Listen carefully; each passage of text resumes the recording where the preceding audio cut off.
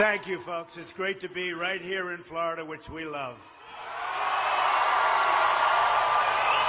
In 26 days, we are going to win this great, great state, and we are going to win the White House. Our movement is about replacing a failed and corrupt, and when I say corrupt, I'm talking about totally corrupt, political establishment with a new government controlled by you, the American people. There is nothing the political establishment will not do, no lie that they won't tell, to hold their prestige and power at your expense. And that's what's been happening. The Washington establishment and the financial and media corporations that fund it exist for only one reason: to protect and enrich itself. The establishment has trillions of dollars at stake in this election. As an example, just one single trade deal they'd like to pass involves trillions of dollars controlled by many countries, corporations, and lobbyists. For those who control the levers of power in Washington, and for the global special interest, they partner with these people that don't have your good in mind. Our campaign represents a true existential threat, like they haven't seen before.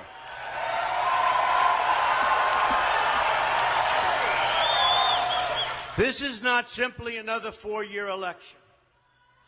This is a crossroads in the history of our civilization that will determine whether or not we, the people, reclaim control over our government. The political establishment that is trying to stop us is the same group responsible for our disastrous trade deals, massive illegal immigration, and economic and foreign policies that have bled our country dry. It's a global power structure that is responsible for the economic decisions that have robbed our working class, stripped our country of its wealth, and put that money into the pockets of a handful of large corporations and political entities. Just look at what this corrupt establishment has done to our cities like Detroit, Flint, Michigan, and rural towns in Pennsylvania, Ohio, North Carolina, and all across our country. Take a look at what's going on. They've stripped away these towns bare and raided the wealth for themselves and taken our jobs away out of our country, never to return unless I'm elected president.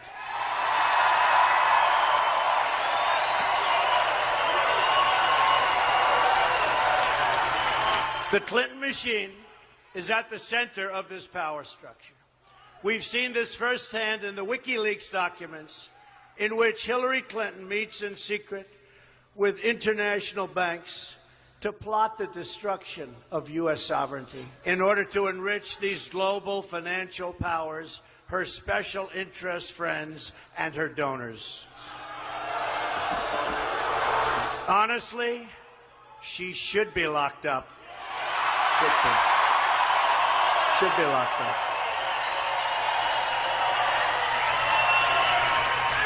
And likewise, the emails show that the Clinton machine is so closely and irrevocably tied to the media organizations that she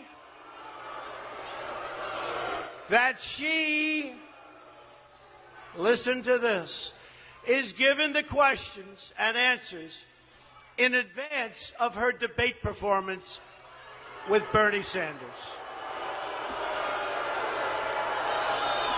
Hillary Clinton is also given approval and veto power over quotes written about her in the New York Times. They definitely do not do that to me. And the emails show the reporters collaborate and conspire directly with the Clinton campaign on helping her win the election all over.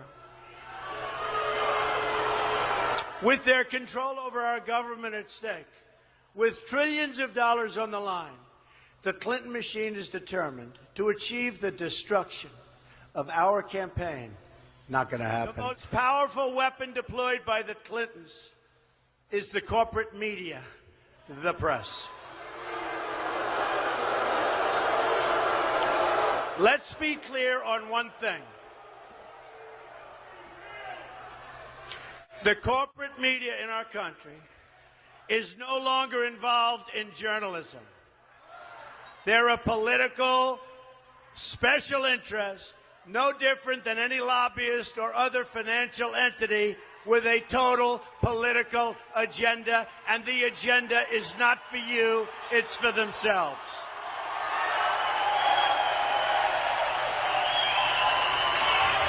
And their agenda is to elect crooked Hillary Clinton at any cost, at any price, no matter how many lives they destroy. This election will determine whether we're a free nation or whether we have only the illusion of democracy, but are in fact controlled by a small handful of global special interests rigging the system, and our system is rigged.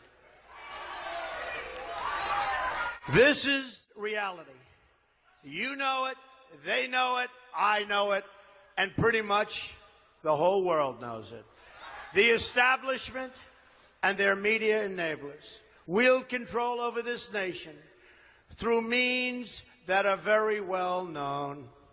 Anyone who challenges their control is deemed a sexist, a racist, a xenophobe, and morally deformed. They will attack you. They will slander you. They will seek to destroy your career and your family. They will seek to destroy everything about you, including your reputation. They will lie, lie, lie, and then again, they will do worse than that. They will do whatever's necessary. The Clintons are criminals. Remember that. They're criminals. This is well documented.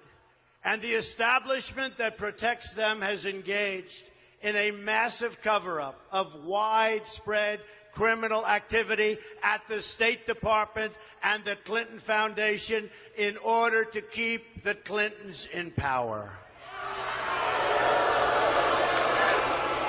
Never in history have we seen such a cover-up as this. One that includes the total destruction of 33,000 emails, 13 iPhones, some by hammer, laptops, missing boxes of evidence, and many, many other things. People who are capable of such crimes against our nation are capable of anything. And so now we address the slander and libels that was just last night thrown at me by the Clinton machine and the New York Times and other media outlets as part of a concerted, coordinated, and vicious attack. It's not coincidence that these attacks come at the exact same moment and all together at the same time as WikiLeaks releases documents exposing the massive international corruption of the Clinton machine, including 2,000 more emails just this morning.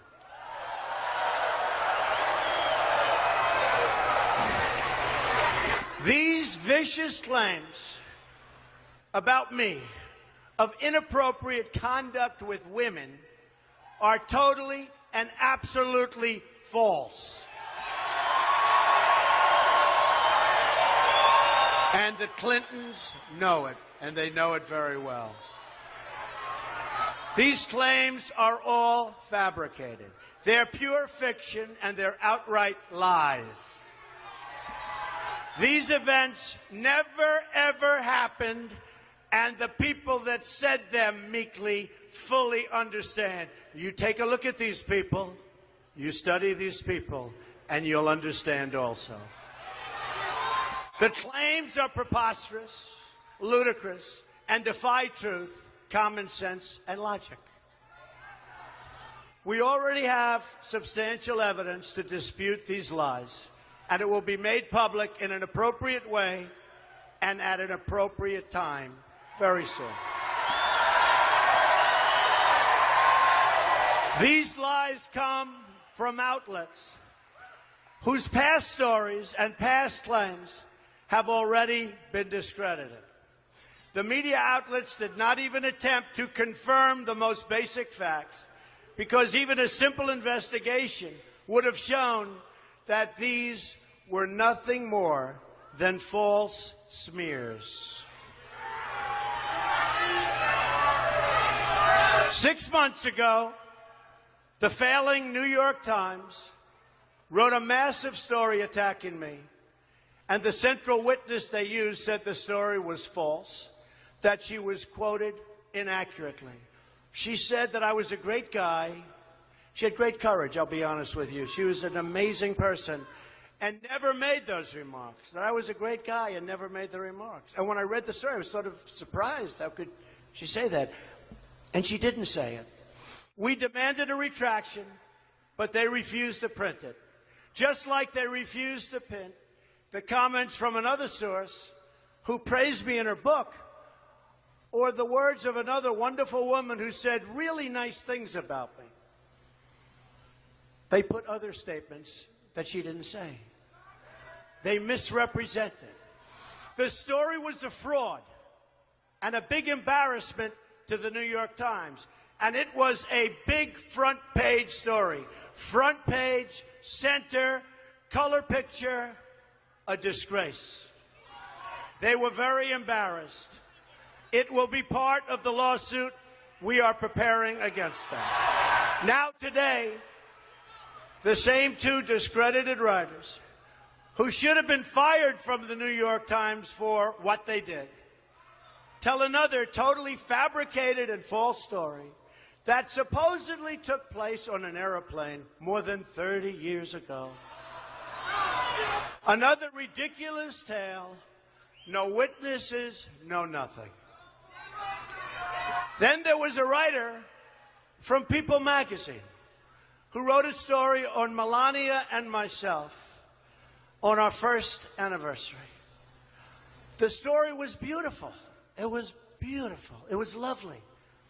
But last night we hear that after 12 years, this took place 12 years ago, this story, a new claim that I made inappropriate advances during the interview to this writer.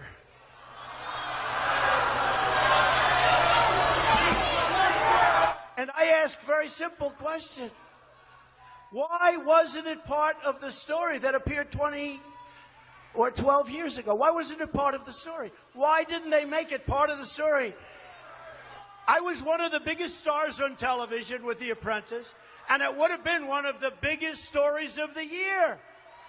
Think of it. She's doing a story on Melania, who's pregnant at the time, and Donald Trump, our one-year anniversary. And she said, I made inappropriate advances. And by the way, the area was a public area, people all over the place. Take a look. You take a look. Look at her words. You tell me what you think. I don't think so. I don't think so.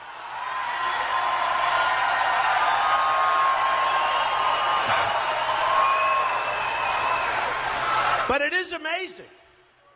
Doing a story, a love story, on how great we are together. And by the way, we're stronger today than we ever were before, which is great. But it's a love story. It's a love story on our 1 year. And if I did that, she would have added that. It would have been the headline. And who would have done that if you're doing this and you're one of the top shows on television? These people are horrible people. They're horrible, horrible liars. And interestingly, it happens to appear 26 days before our very important election. Isn't that amazing? This invented account has already been debunked by eyewitnesses who were there. They were there. The very witness identified by the author has said the story is totally false. By the way, this is a room that everybody can see in. It's got glass walls. It's at Mar-a-Lago. It's got glass walls. Can you believe this? Why wasn't it in the story, biggest story of the year? This weekend, the New York Times published a full-page hit piece with another claim from an individual who has been totally discredited based on the many, many, many emails and letters she has sent to our office over the years, looking for work. Donald is great, wanting to go to my rallies. But the New York Times, and this was a full op-ed piece, refused to use the evidence that we presented. Refused to use it. If they used it, if they would have looked, they would have said, oh, there's no story here. Others in the media, which almost surprises me, because they're dishonest also, were presented with this story by this woman numerous times, and they got very excited. But after seeing the evidence that we immediately give them, all of them refused to write the story. There was no story. The Times, though, didn't want to see it. They just wrote the story. And this was a full page opposite the editorials. This is part of a concerted effort led by the New York Times, and even the other mainstream media is talking about the single greatest pylon in history, and all between now and November 8th. And you have to see the stories they've written. It's one after another, and facts mean nothing. Third-rate journalism. The great editors of the past from the New York Times and others, ladies and gentlemen, are spinning in their grave. I will not allow the Clinton machine to turn our campaign into a discussion of their slanders and lies, but will remain focused on the issues facing the American people. But let me state this as clearly as I can. These attacks are orchestrated by the Clintons and their media allies. The only thing Hillary Clinton has going for herself is the press. Without the press, she is absolutely zero.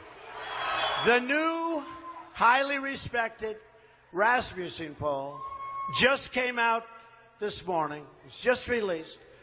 Shows up nationally 2 points ahead, Trump. You. When I declared my candidacy, I knew what bad shape our country was in. And believe me, all you have to do is look at world events. All you have to do is look at the $1.7 billion that we sent to Iran in cash. In cash. All you have to do is see the way ISIS was created in the vacuum left by Hillary Clinton and Barack Obama out of Iraq. All you have to do is look at the 800 people that were very, very not good for our nation. They were going to be deported. Lo and behold, instead of being deported, they were made citizens of the United States just recently. And lo and behold, sadly, the 800 people is wrong. It turned out to be close to 1,800 people. Our president is incompetent. All he wants to do is campaign. And the last thing he wants to happen is to have Donald Trump terminate Obamacare and do all of the other things that are destroying our country. Our great civilization here in America and across the civilized world has come upon a moment of reckoning. We've seen it in the United Kingdom. where they voted to liberate themselves from global government and global trade deals and global immigration deals that have destroyed their sovereignty and have destroyed many of those nations. But the central base of world political power is right here in America. And it is our corrupt political establishment that is the greatest power behind the efforts at radical globalization and the disenfranchisement of working people. Their financial resources are virtually unlimited. Their political resources are unlimited. Their media resources are unmatched. And most importantly, the depths of their immorality is absolutely unlimited. They will allow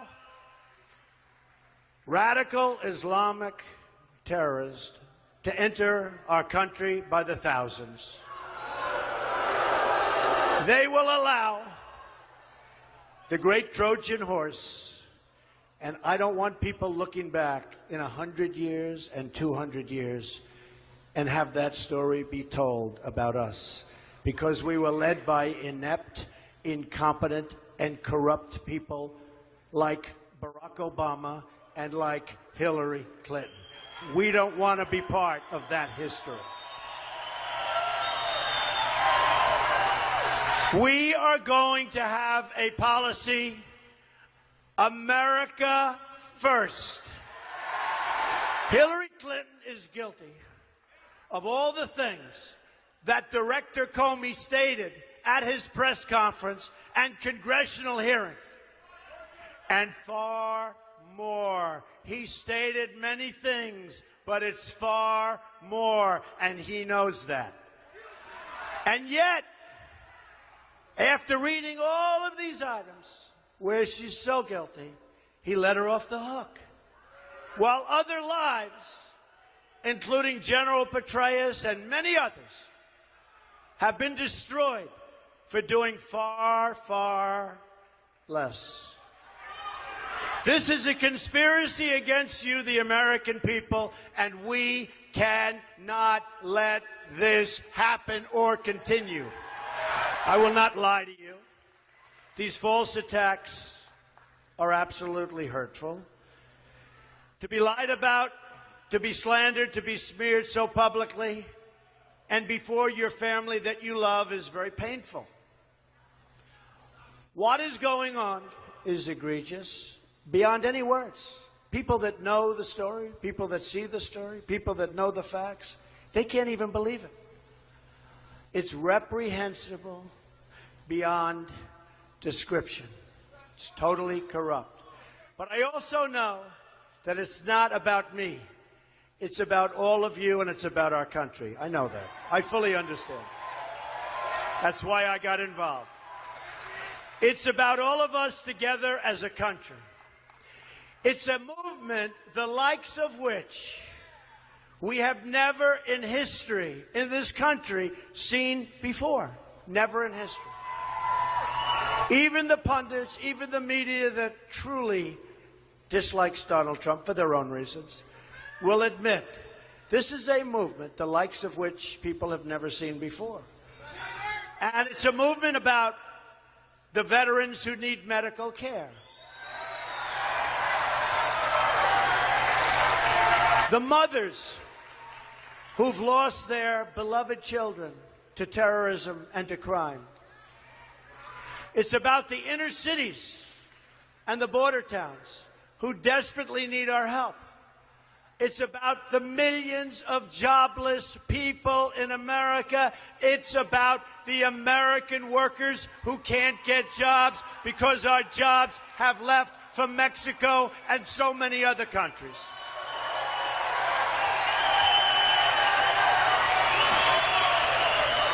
This election is about the people being crushed by Obamacare. And it's about defeating ISIS and appointing a Supreme Court and a Supreme Court justice. It could be 4 or 5 who will defend and protect our Constitution.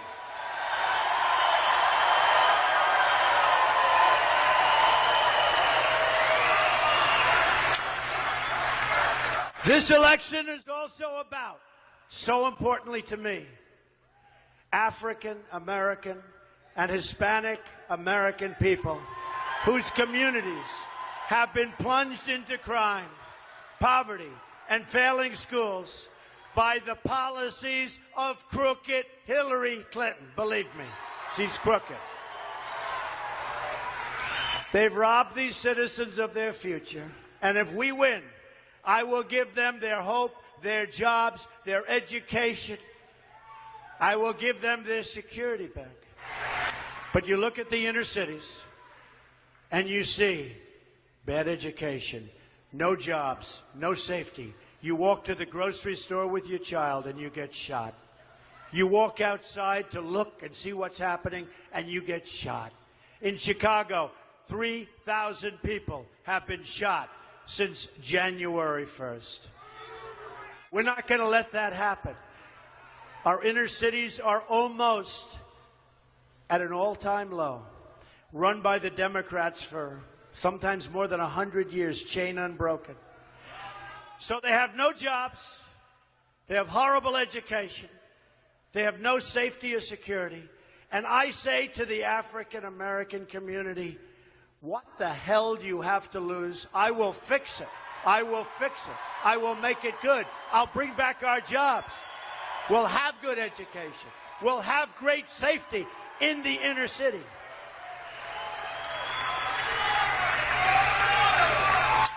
And we will help the Hispanic American people who have been treated so badly and so unfairly in our nation. We will help them. I will deliver like you've never seen before. I deliver. Whether people like Donald Trump or not, they all say he delivers. We will rise above the lies, the smears, the ludicrous slanders from ludicrous and very, very dishonest reporters. We will vote for the country we want. We will vote for the future we want. We will vote for the politics we want. And we will vote to put this corrupt government cartel out of business and out of business immediately. They betrayed our workers. They betrayed our borders. And most of all, they betrayed our freedoms. We will save our sovereign rights as a nation. We will end the politics of profit. We will end the rule of special interests. We will end the raiding of our jobs by other countries. We will end the total disenfranchisement of the American voter and the American worker. Our Independence Day is at hand, and it arrives finally on November 8th.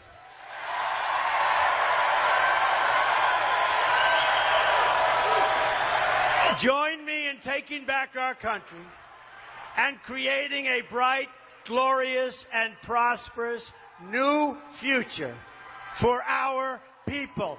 We will make America great again, and it will happen quickly. God bless you. God bless you. Thank you. Thank you.